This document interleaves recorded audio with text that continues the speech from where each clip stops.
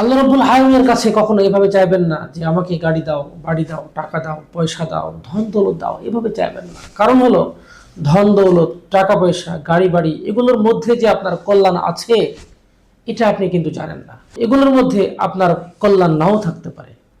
এজন্য আল্লাহ রাব্বুল আলামিনের কাছে এভাবে চাইতে হবে, রব্বানা আতিনা ফিদ দুনিয়া হাসানাহ ওয়া ফিল আখিরাতি হাসানাহ ওয়া কিনা আযাবান্নার।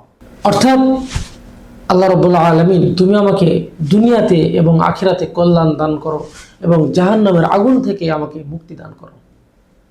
তাহলে আপনার দুনিয়াতে কি প্রয়োজন, কি প্রয়োজন আছে কি নাই, এটা তো আল্লাহ রাব্বুল আলামিনের থেকে আপনি ভালো জানেন না।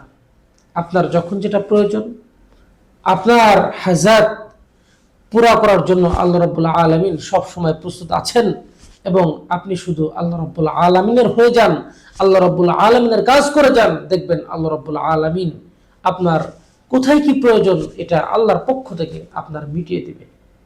আল্লাহ রাব্বুল আলামিন আমাদের সকলকে সঠিক বুঝ দান করুন। আমিন। আসসালামু আলাইকুম ওয়া রাহমাতুল্লাহি ওয়া বারাকাতুহু।